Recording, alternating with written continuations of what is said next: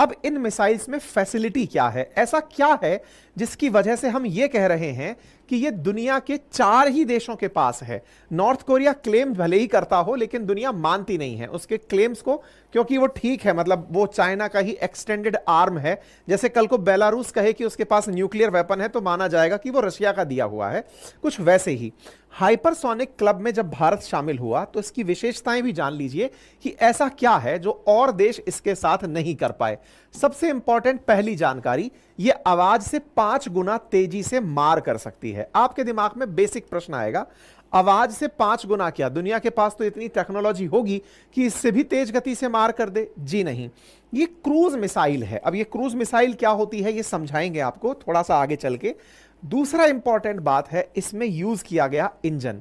इसमें जो यूज किया गया इंजन है उसका नाम स्क्रैम जेट इंजन है। अब ये स्क्रैम जेट इंजन क्या होता है थोड़ा और आगे चलेंगे समझाएंगे, बस शुरुआत में इतना समझ लीजिए।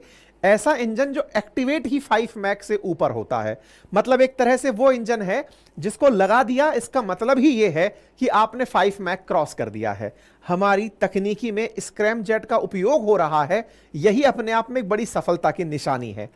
सबसे इंपॉर्टेंट बात यह है कि यह चलते चलते रास्ता बदल सकता है, मतलब अगर आपने एक बार इसे चलाया तो यह मैन्यूवरिंग कर सकता है, रास्ते बदल सकता है।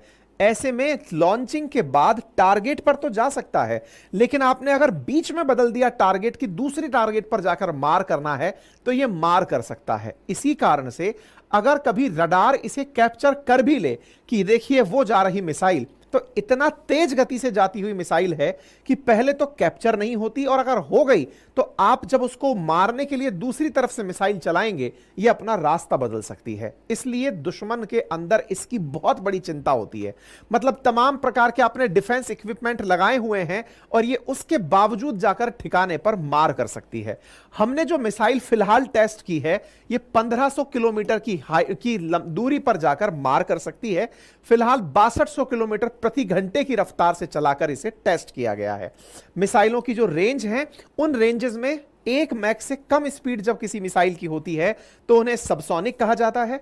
आवाज की गति पर चलती हैं तो उसे ट्रांससोनिक कहा जाता है। आवाज की गति से तेज चलती हैं तो उन्हें सुपरसोनिक कहा जाता है। लेकिन 5 गुना आवाज से तेज अगर निकल जाएं तो उन्हें हाइपरसोनिक कहा जाता है। तो जो हमने मिसाइल परीक्षण किया है वो हाइपरसोनिक है। अब बेसिक सवाल आया, सर हमारे पास अभी तक दुनिया की फास्टेस्ट क्रूज मिसाइल ब्रह्मोस थी, वो कौन सी मिसाइल थी? भाई वो मिसाइल सुपरसोनिक मिसाइल थी। इसकी स्पीड लगभग 3 मैक के आसपास है, यानी आवाज की गति के 3 गुना तक यह चल सकती है। लेकिन हाइपरसोनिक अब परीक्षण हो गया है, तो क्या हम यह मान सकते हैं कि हमने ब्रह्मोस से भी फास्ट मिसाइल बना ली है? बिल्कुल आप मान सकते हैं, और यह जान भी सकते हैं कि आने वाले समय में हम ब्रह्मोस को अपडेट करके इसे और तेज मिसाइल में कन्वर्ट करने का जो प्लान लेकर चल रहे हैं, उसके लिए आज का यह परीक्षण बहुत कारगर सिद्ध होगा। क्योंकि ब्रह्मोस मिसाइल में हम हाइपरसोनिक कैरेक्टर और लॉन्ग रेंज मिसाइल डिलीवरी का ही फीचर फिलहाल डाल रहे हैं। मतलब फिलहाल जो हमारी ब्रह्मोस है वो 290 किलोमीटर तक ही मार कर पाती है, आवाज से लगभग 3 मैक की स्पीड पर, यानी सुपरसोनिक स्पीड पर। आने वाले समय में हम इसे 1500 किलोमीटर की रेंज तक ले जा रहे हैं और इसकी स्पीड बढ़ाकर 5 मैक तक रख रहे हैं। अब आपके दिमाग में एक बहुत बड़ा प्रश्न बेसिक सा बनेगा, क्या फर्क पड़ जाएगा आवाज बढ़ाने से? रेंज बढ़ा तो पहले भी सकते थे, हमने इतने सारे टेस्ट पहले किए हुए हैं। सर हम तो वो लोग हैं जो इसरो के माध्यम से बहुत बहुत ऊंचाई तक अपने सैटेलाइट्स रॉकेट्स के थ्रू भेज देते हैं।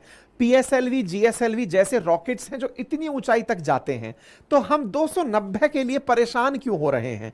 जब चाहे बढ़ा सकते हैं, हमारे पास तो खूब टैलेंट है। तो इस टैलेंट को थोड़ा सा व्यवहारिक रूप से समझ लीजिए। साथियों, अगर आपने कभी कभी क्रिकेट खेला है और क्रिकेट में फील्डिंग के दौरान बॉल को थ्रो किया है, तो आप मेरे इस बात को बेहतर तरीके से समझ पाएंगे।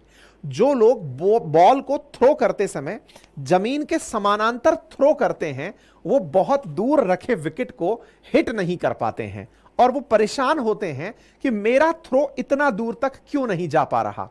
वहीं जब फील्डर थ्रो करते समय बॉल को जमीन से कुछ एंगल उठाकर थ्रो करता है, सामान्यतया 45 डिग्री पर अगर थ्रो करता है, तो वो बहुत दूर तक जाकर के पहुंचता है।